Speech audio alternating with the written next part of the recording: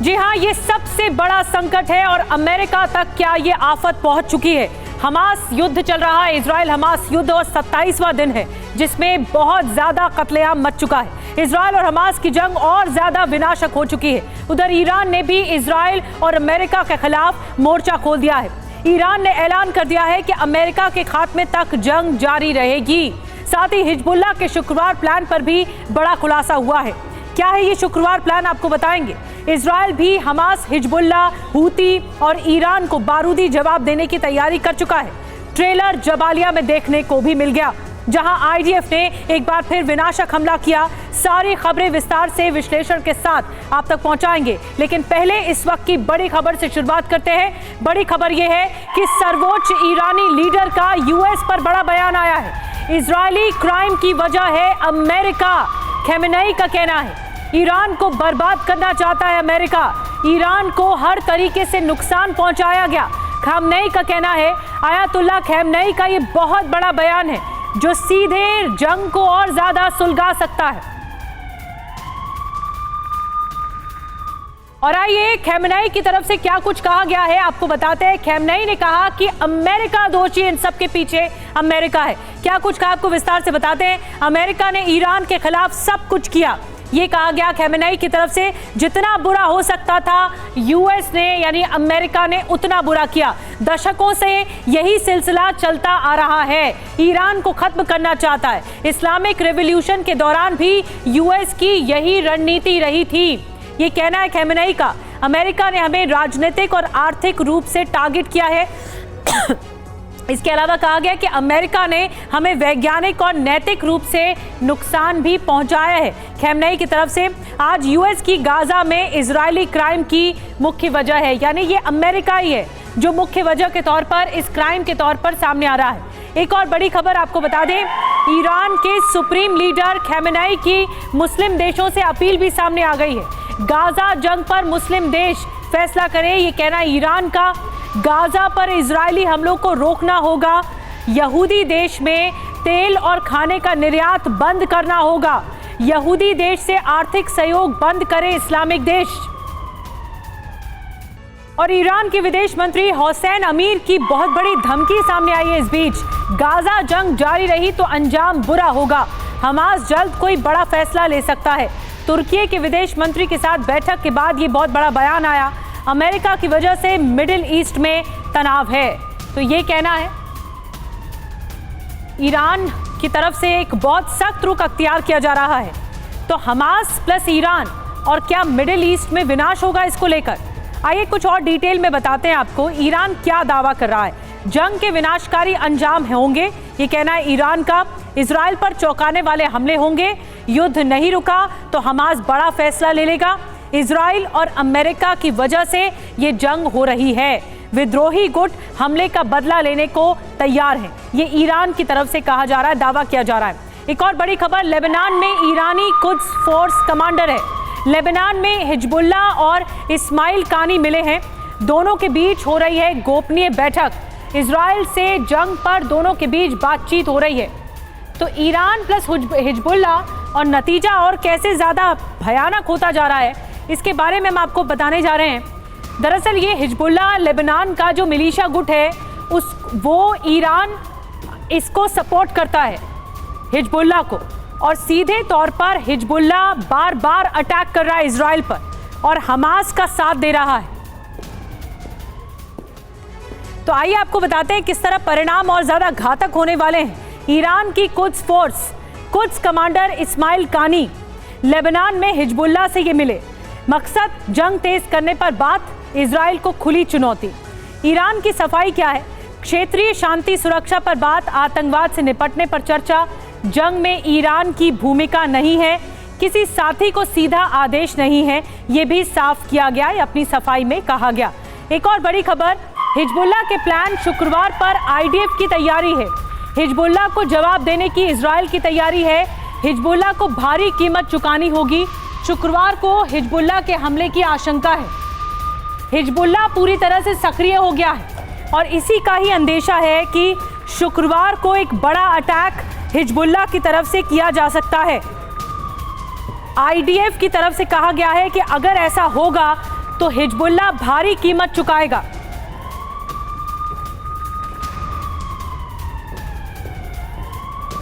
तो ईरान की तरफ से तो खतरे की घंटी बज चुकी है, लेकिन दूसरी बड़ी बात यह है कि हिजबुल्लाह कैसे सक्रिय हो रहा है। और दावा किया जा रहा है कि हिजबुल्लाह शुक्रवार को इजराइल पर बड़े हमले की तैयारी कर रहा है। उसकी क्या तैयारी है, आइए आपको डिटेल में बताते हैं। हिजबुल्लाह की तैयारी शुक्रवार ये विध्वंसकारी हो सकती है। क्या कल हिजबुल्लाह बड़े हमले की तैयारी में है? क्या वीडियो जारी करके हिजबुल्लाह हमले के संकेत दे रहा है कि और बड़ा अटैक किया जा सकता है? हिजबुल्लाह के यरूशलेम जाने के वीडियो के आखिर मायने क्या हैं? क्या लेबनान से इजराइल को घेरने की तैयारी है? हिजबुल्लाह का अब प्लान आप समझिए कि क्या करना चाहता है। इजराइल की तरफ 3 तरफ से घेरेबंदी की तैयारी की जा रही है।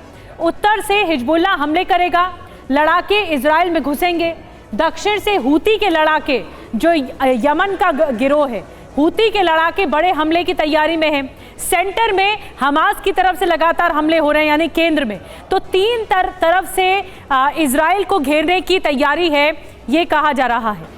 और आइए आपको बताते हैं प्लान शुक्रवार पूरा खुलासा हिजबुल्लाह की तरफ से जो वीडियो जारी किया गया है उसमें क्या किया गया है। जो वीडियो जारी किया गया उसकी पहली तस्वीर में हिजबुल्लाह चीफ हसन नसरुल्लाह का सबसे नया वीडियो आया है, जिसमें वो पेपर पर कुछ लिखता है, फिर पेपर पढ़ता है। ऐसा लग रहा है जैसे वो जंग के लिए अपनी फौज को कोई संदेश देने की तैयारी में लग रहा है। इस वीडियो में टेबल पर माइक भी है। दूसरे वीडियो में वो एक AK-47 वाले पोस्टर के सामने से निकलते हुए दिख रहा है।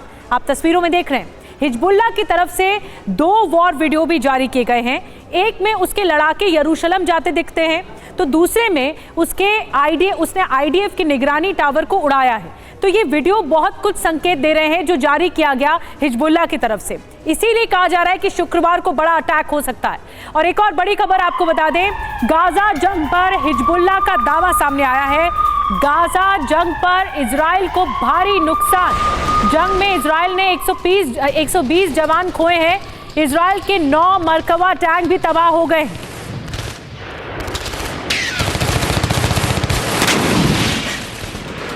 तो देखिए अब हिजबुल्लाह की तरफ से दावे भी सामने आ गए हैं। इजराइल के 9 मरकवा टैंक तबाह हुए हैं और 120 जवान खो दिए हैं इजराइल ने।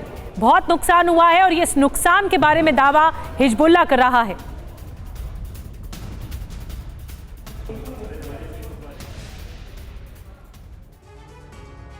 और इजराइल को अब तक कितना नुकसान हुआ है आप जरूर ये जानना चाह रहे होंगे, तो आइए डिटेल में आपको बताते हैं कि इजराइल को नुकसान क्या हुआ है। हिजबुल्लाह का दावा क्या है, क्या कहा जा रहा है हिजबुल्लाह की तरफ से। जो जवान मारे गए हैं, जिनकी मौत हुई है, वो 120 जवान की मौत हो चुकी है। ये इजराइल को नुकसान हुआ। 9 मरकवा टैंक खत्म कर दिए गए, तबाह कर दिए गए। बम वर्षक ड्रोन भी एक खत्म कर दिया गया, ध्वस्त कर दिया गया। इसके अलावा जो रडार है वो भी 33 रडार जिसे कहा गया कि नेस्त नाबूद किया गया। सैन्य वाहन 2 तबाह कर दिए गए। हमर सैन्य वाहन भी 2 खत्म किए गए। कैमरे जो हैं जिन्हें क्षतिग्रस्त किया या पूरी तरह से नुकसान पहुंचा है वो है 140। और जो ऑपरेशन चलाया जा रहा है लेबनान सीमा पर, इसमें 105 ऑपरेशन चलाया जा रहा है और 28 उत्तरी फिलिस्तीन एरिया में चलाया जा रहा है, जहां पर 65,000 लोग हैं। तो ये पूरी डिटेलिंग दी गई है। हिजबुल्लाह की तरफ से दावा किया गया है कि उनकी तरफ से बहुत नुकसान पहुंचाया गया इजराइल को। और एक और बड़ी खबर, जबालिया कैंप पर इजराइल के 3 हमले हुए हैं। दुनिया के दबाव के बावजूद IDF के हमले हुए हैं। जबालिया कैंप में 1.25 लाख शरणार्थी रहते हैं। ये सबसे बड़ा हमला है। और देखिए यहाँ पे सबसे ज़्यादा जो है वो इंसान रहते हैं, इसीलिए नुकसान की खबरें और हैं। अब इजराइल दावा कर रहा है कि कैंप में हमास के लड़ाके हैं। इजराइल कार्रवाई को सही ठहरा रहा है। इजराइल का कहना है कि इन्हीं कैंप्स में हमास के लड़ाके छुपे हुए हैं।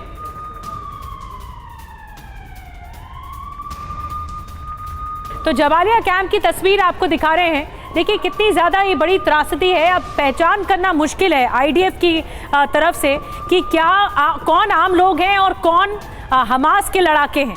IDF का दावा है कि यहीं पर ही हमास के लड़ाके दरअसल लोगों की आड़ लेकर रह रहे हैं और इसीलिए बड़ी कार्रवाई हो रही है।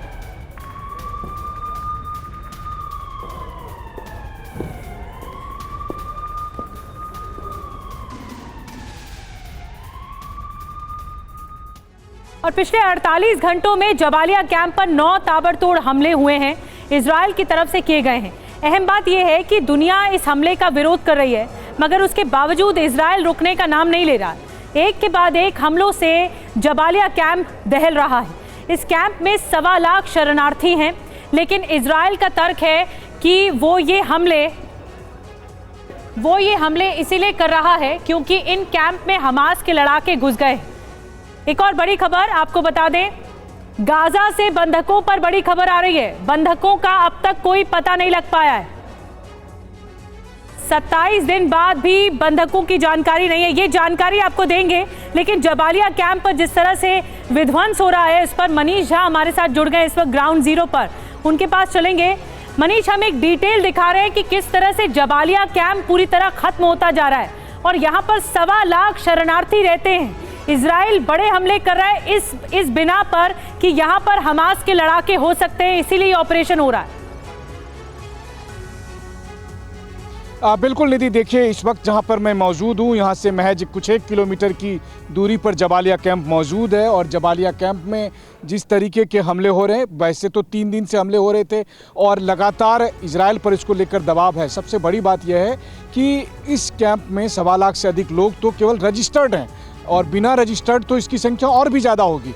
लेकिन IDF का कहना यह है कि जबालिया कैंप अभी हमास का सबसे बड़ा स्ट्रॉन्ग होल्ड वाली जगह है और इसीलिए हम वहाँ पर हमले कर रहे हैं। इनका बार बार यही कहना है कि हमास के टॉप कमांडर वहाँ पर मौजूद हैं, हमास के बहुत सारे लड़ाके वहाँ पर मौजूद हैं और भले ही संयुक्त राष्ट्र की निगरानी में इस तरह के कैंप चल रहे हों, लेकिन अब हमास ने उसमें ऐसी घुसपैठ कर ली है कि हमारे पास कोई और विकल्प नहीं है। लेकिन सबसे बड़ी बात यह है कि उस घने कैंप में, उस घनी आबादी वाली जगह पर आप पिन पॉइंट भी अगर टारगेट कर रहे हैं कि अगर 2 बिल्डिंग के बीच में 10 मीटर का भी अगर फासला हो रहा है जहां पर आप टारगेट कर रहे हैं, तब भी सिविलियन कैजुअलिटी बहुत ज़्यादा हो रही है और इसी वजह से लगातार इजराइल पर दबाव है। लेकिन IDF का कहना है कि हमारे हमले जारी रहेंगे। तब के सिचुएशन में मनीष, क्या IDF ये पता लगाने में कामयाब हो पाई है कि कौन हमास के लड़ाके हैं और कौन आम लोग हैं? इतनी बड़ी तादाद में वहां पर पॉपुलेशन रह रही है, कैसे कंट्रोल करेंगे कैजुअलिटी?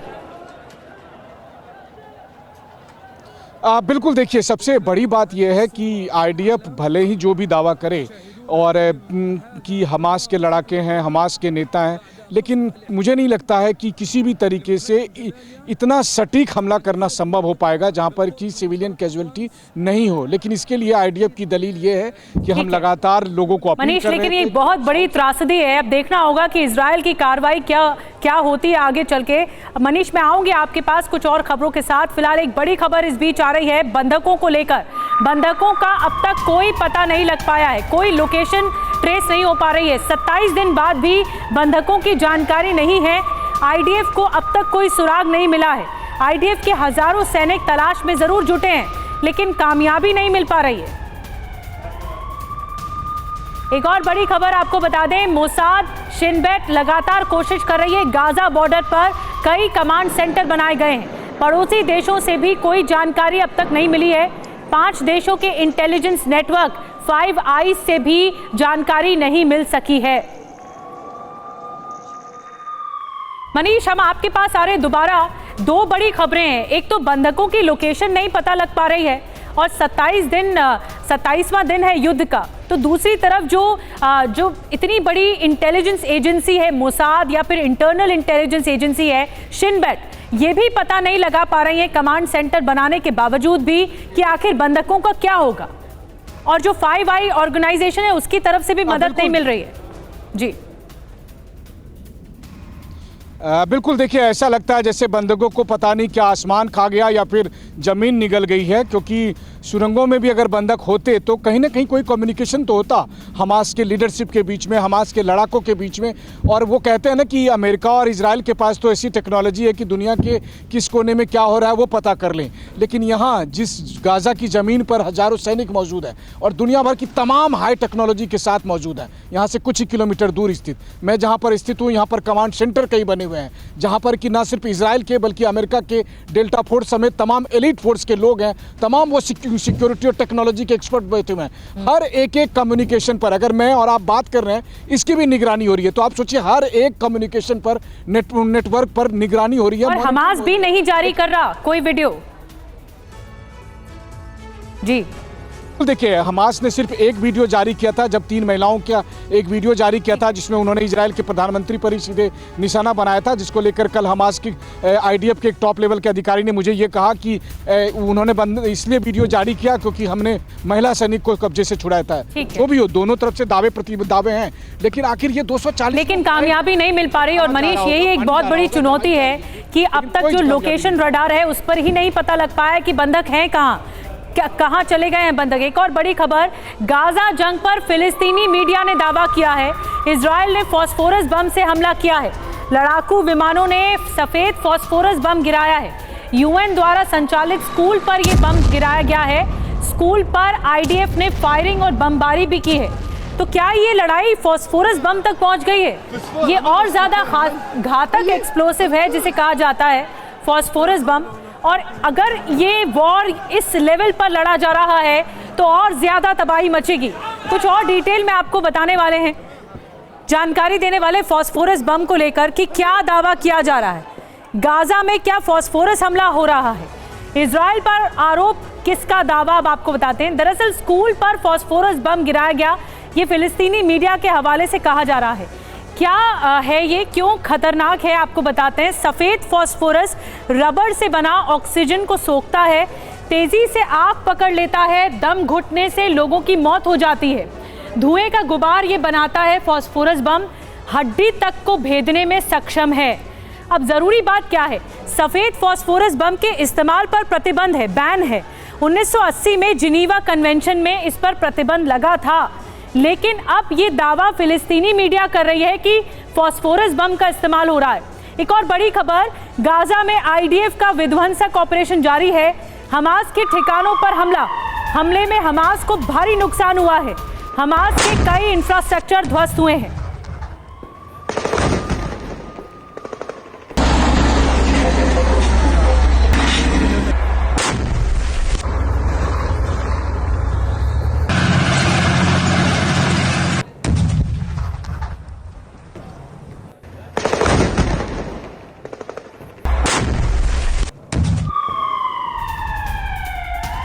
और एक और ब्रेकिंग न्यूज आपको बता दें, गाजा से इजरायली सेना का नया वीडियो आया है। आईडीएफ ने टैंक और आर्टिलरी से गोलाबारी की है। हमास के कई लड़ाकों को मारने का दावा किया गया है, कई ठिकानों को भी तबाह करने का दावा किया गया है।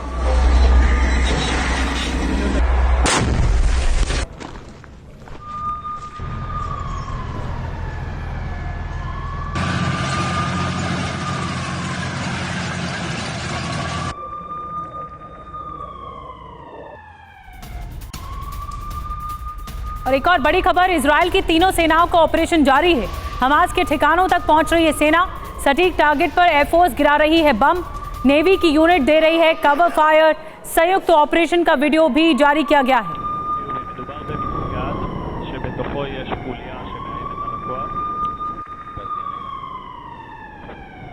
מה אתה רואה? אוקיי, עדיין יורים על הגג, 2-3, שם, ओके, पगिया टोबा। तो आपको दिखा रहे हैं वो वीडियो जो जारी किया गया है, जिसमें जो तीनों सेना हैं, तीनों विंग हैं इजराइल के डिफेंस फोर्स के, वो तीनों सेना इस ऑपरेशन में लगी हुई है। और इसीलिए ये वीडियो जारी किया गया है कि किस तरह से वो ऑपरेशन चलाई जा रही है, कितने सैनिक हैं, कितने आर्टिलरी यूनिट्स हैं जिसे डिप्लॉय किया गया है।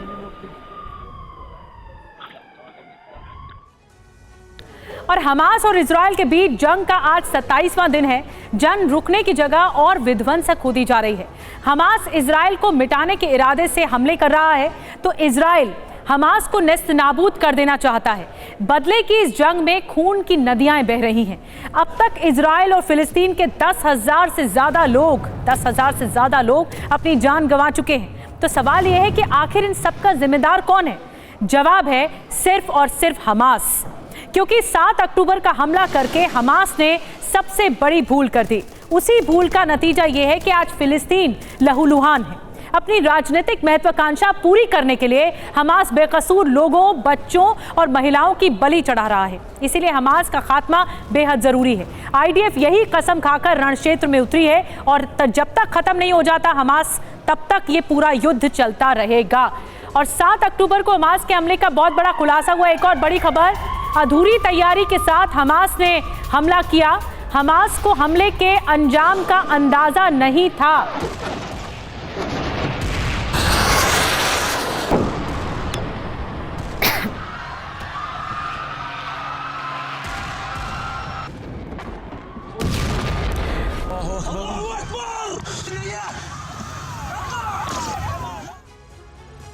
तो 7 अक्टूबर वाली जो भूल हमास ने की है वो उसे कैसे भारी पड़ेगी, आइए इस पर और ज्यादा आपको डिटेल में जानकारी देते हैं। क्या सोचा और क्या हुआ, जैसे कि खुलासा हुआ है सिर्फ गाजा डिवीजन पर हमला करना था। गाजा डिवीजन किबुत्स पर अटैक, इजरायली हल्की जवाबी कार्रवाई, इजराइल की हल्की जवाबी कार्रवाई करेगा ये सोचा गया था। इजराइल का विध्वंसक पलटवार हो गया। सिर्फ बड़े सैन्य अधिकारी ठिकाने टारगेट सैन्य ठिकाने समेत नागरिकों पर हमले किए गए। मतलब सोचा क्या था और हो क्या गया आपको बता रहे हैं। 1500 लड़ाकों में ज्यादातर मारे जाएंगे ये सोचा गया था, लेकिन 1400 लड़ाके सुरक्षित गाजा लौटे ये हुआ है। इसके अलावा 20 से 30 लोग ही बंधक बनाए जाएंगे ये सोचा गया, लेकिन हुआ क्या, 239 प्लस लोगों को बंधक बनाया गया। तो ये स्ट्रैटेजी में देखिए किस तरह से अधूरी तैयारी थी। बंधकों के बदले रिहाई वाला सौदा सोचा गया था, हुआ क्या कि बंधकों के बदले कोई सौदा नहीं हुआ। तो ये देखिए कितना अंतर विरोध है दोनों चीजों में। सोचा क्या था और हुआ क्या, मतलब तैयारी बहुत अधूरी थी हमास की। एक और बड़ी खबर, हमास के निशाने पर थे आईडीएफ के बड़े अधिकारी। 7 अक्टूबर हमले के असली मकसद पर खुलासा हुआ है। आईडीएफ के बड़े अफसरों को बंधक बनाने का प्लान था। फिलिस्तीनी कैदियों की रिहाई के मकसद से हमला किया गया था कि फिलिस्तीनी कैदियों की रिहाई हो जाएगी और आईडीएफ के जो बड़े अधिकारी हैं उन्हें बंधक बना लिया जाएगा। प्लान दरअसल ये था। अब प्लान क्या था आपको बताते हैं। प्लान 7 अक्टूबर एक्सप्लोसिव खुलासा करने जा रहे हैं कि प्लान क्या था। आपको बताते हैं कि हमास लड़ाके बड़े आईडीएफ अफसरों का पता जानते थे। ये प्लान नंबर था, इसका ही हिस्सा था स्ट्रैटेजी का। हमास के पास सैन्य ठिकाने और चौकियों की लोकेशन भी मौजूद थी। तीसरी बड़ी बात, योम किपुर की छुट्टी के बाद का वक्त हमले के लिए चुना गया, जो सबसे बड़ा फेस्टिवल होता है। और चौथी बड़ी बात, सैनिकों की शिफ्ट बदलने के 1 घंटे बाद ये हमला किया गया। जिस वक्त हमला हुआ उस दौरान अपने बैरक में सैनिक सो रहे थे। सोची समझी तरीके से ये प्लानिंग रची गई। हमले का असली मकसद दरअसल फिलिस्तीनी कैदियों की रिहाई था। और 7वीं बड़ी बात, बंधक के बदले कैदियों की रिहाई के सौदे की योजना थी, लेकिन हुआ ठीक उलट इससे। जो सोचा था वो नहीं हुआ, जो प्लान बना था वो नहीं हुआ, कुछ और ही हो गया। और इजराइल हमास की जंग का विस्तार तय माना जा रहा था और ये हो चुका है। 31 अक्टूबर की रात को इस जंग में अरब के तीसरे देश का प्रवेश हो चुका है। ये देश है हूती मिलिशिया ग्रुप के कब्जे वाला यमन। कभी सऊदी अरब और यूएई पर हमले करने वाले इस संगठन ने इजराइल पर हमले अब शुरू कर दिए।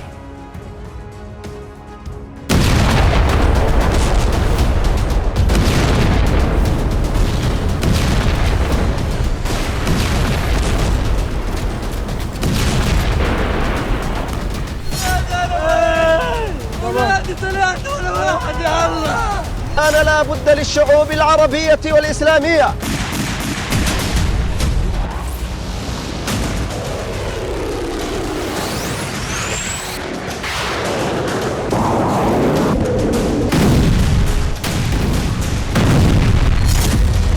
هذا هو المشهد. يا الله فقده. अब तक इजराइल पर रॉकेट और मिसाइल गाजा से बरसाए जा रहे थे।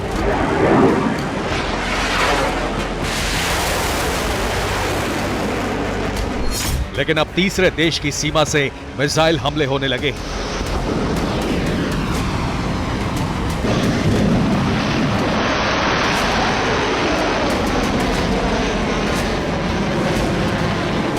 ये इजराइल की वायु सीमा में प्रवेश करने की कोशिश करती हूती की मिसाइल।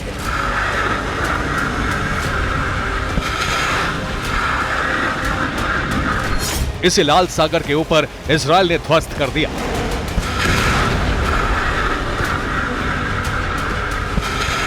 इकतीस अक्टूबर की रात को हूती ने एक के बाद एक कई बैलिस्टिक मिसाइलों से इजराइल पर हमले किए।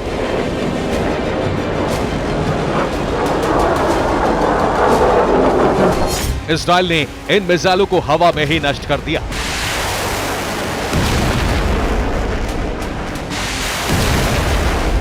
हूती संगठन अरब देश यमन में सक्रिय है। यमन की सीमा से हूती ये मिसाइल हमले कर रहा है, जो लाल सागर से होते हुए इजरायली सीमा में प्रवेश कर रही है।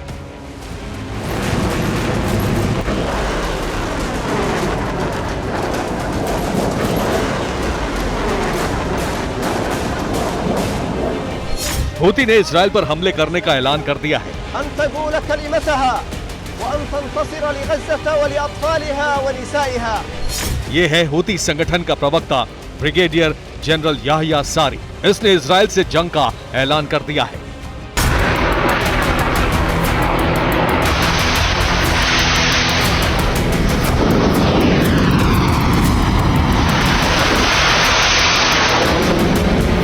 हमास के बाद यह पहला देश है जो जंग में इजरायल के खिलाफ कूदने का ऐलान कर चुका है।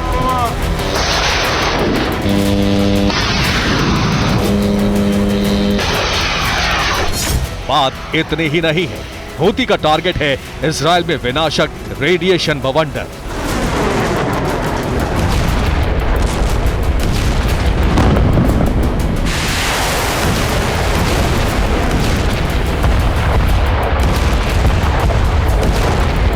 हूती ने कहा है कि इजरायल के न्यूक्लियर ठिकाने उसका सबसे बड़ा टारगेट है। खुफिया रिपोर्ट है कि इजरायल में 7 परमाणु ठिकाने हैं और यहां न्यूक्लियर हथियार हो सकते हैं।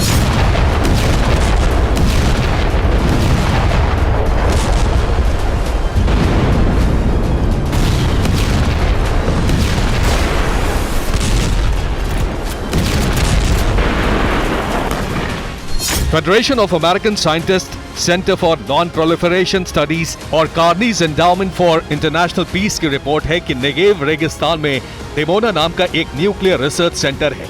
यहाँ प्लूटोनियम का प्रोडक्शन और हथियारों से संबंधित इंफ्रास्ट्रक्चर है। इजराइल का दूसरा हथियार भंडार एलाबन में है। यहाँ टैक्टिकल न्यूक्लियर हथियार रखे होने की रिपोर्ट है। कफार जखारिया इजराइल का संदिग्ध न्यूक्लियर मिसाइल बेस है। नाहल सोरेक में हथियारों के डिजाइन, निर्माण और रिसर्च का काम होता है। योदे फात में इजराइल के संदिग्ध न्यूक्लियर वेपन असेंबली फैसिलिटी है। तिरोश में इजराइल का परमाणु हथियार भंडार होने की रिपोर्ट है। राफाल में भी इजराइल की न्यूक्लियर वेपन असेंबली फैसिलिटी होने की रिपोर्ट है।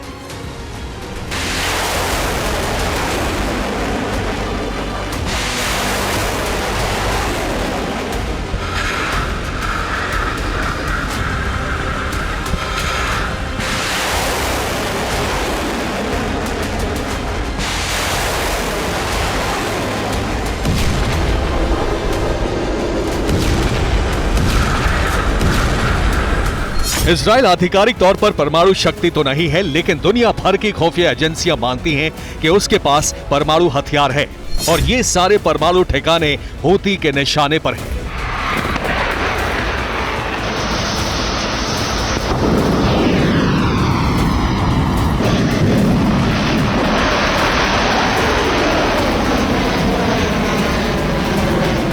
हूती ने इजराइल पर ड्रोन और मिसाइलों से बड़े हमलों की धमकी दी है। हूती ने कहा है कि इजराइल पर हमलों की शुरुआत हो चुकी है।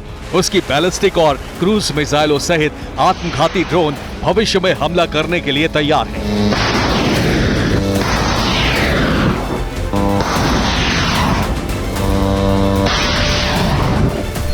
हूती अरब में हिजबुल्लाह के बाद सबसे बड़ा हथियारबंद संगठन है और उसके पास बहुत बड़ी ताकत है।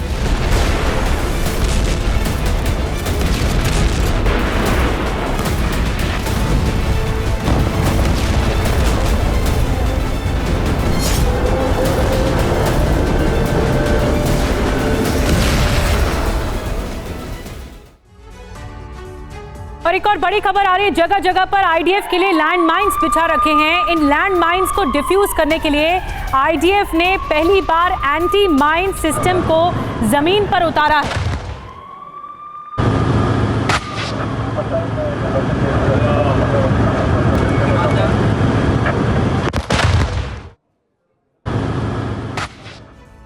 तो इजराइल हमास युद्ध से जुड़ी बड़ी खबर है। आईडीएफ का प्यूमा बख्तरबंद इंजीनियरिंग वाहन से हमला और एंटी माइन सिस्टम से विस्फोटक को तबाह किया गया। इस वाहन के जरिए गाजा पट्टी पर प्यूमा एईवी से इजराइल का हमला। हमास के कारपेट थर्मोबैरक माइंस को नष्ट किया गया। प्यूमा AEV 1988 से इजरायली सेना का अहम हिस्सा है।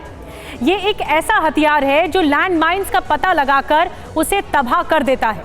गाजा में हमास के खिलाफ युद्ध में ये एक अहम हथियार साबित हो रहा है। प्यूमा AEV हमास के लैंड माइंस को तबाह कर रहा है। तो इसकी डिटेल आपको हमने बताई कि क्या है प्यूमा AEV और इसकी खासियतें क्या है। इस टैंक के जरिए आप देख सकते हैं इसकी खासियतें क्या है। मेन मशीन गन इसमें है, सेकेंडरी मशीन गन भी है, कमांडर्स इसमें होते हैं इन टैंक्स में, और माइन डिटेक्टर होते हैं, सिग्नल डिवाइस और माइंस क्लियरेंस पार्ट भी होता है। और आपको ये भी बता देते हैं कि प्यूमा AEV काम कैसे करता है। ये कैसे काम करता है, दुश्मन की माइंस का पता लगाकर उसे तबाह कर देता है, यानी ट्रेस कर लेता है दुश्मन की माइंस को। एक्शन में प्यूमा AEV दिखाई दे रहा है, निशाने पर हमास के माइंस हैं। प्यूमा AEV में लगे सेंसर्स माइंस का पता लगा लेते हैं। लैंड माइंस का पता लगाते ही प्यूमा AEV एक्टिव हो जाता है, माइंस पर रॉकेट से हमला करके तबाह कर देता है। प्यूमा AEV में 20 रॉकेट होते हैं, सभी रॉकेट एक साथ फायर हो सकते हैं। मशीन गन भी होती है जिससे दुश्मन का खात्मा हो सकता है। तो ये खासियत है प्यूमा AEV की। एक और बड़ी खबर जल्दी से बता दें, इजराइल पर आग बबूला। एंजेलिना जॉली गाजा में नागरिकों की हत्या का आरोप लगाया है इजराइल पर, जानबूझकर आबादी पर बमबारी का आरोप लगाया है। एंजेलिना जॉली ने शेयर किए सोशल मीडिया पर ये तस्वीर गाजा की और बताया है कि इजराइल ने इन सब की हत्या कर दी है।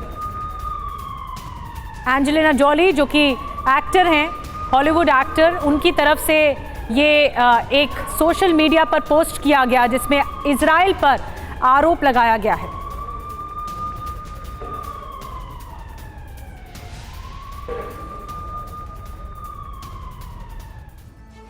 और आइए देखते हैं कि अपने सोशल मीडिया पोस्ट में एंजेलिना जॉली ने और क्या कुछ कहा है, आपको दिखाते हैं। गाजा में इजराइल जानबूझकर आबादी पर बमबारी कर रहा है। यहाँ फंसे हुए लोगों की सोची समझी हत्या है। गाजा पिछले 2 दशक से ओपन एयर जेल की तरह है और ये जल्दी ही सामूहिक कब्रगाह में तब्दील होने वाला है। जो लोग मारे गए हैं उनमें 40% बेगुनाह बच्चे थे। पूरे परिवार की हत्या की जा रही है। फिलिस्तीन बच्चे, महिलाओं और दूसरे निर्दोष नागरिकों को सामूहिक सजा दी जा रही है। उन्हें खाने पीने, दवाओं और दूसरी मदद से भी वंचित रखा जा रहा है। मानवीय आधार पर युद्ध विराम की मांग से इनकार कर UNC और दोनों पक्षों को इसे लागू करने से रोककर दुनिया भर के नेता इन अपराधों में भागीदार बन गए हैं।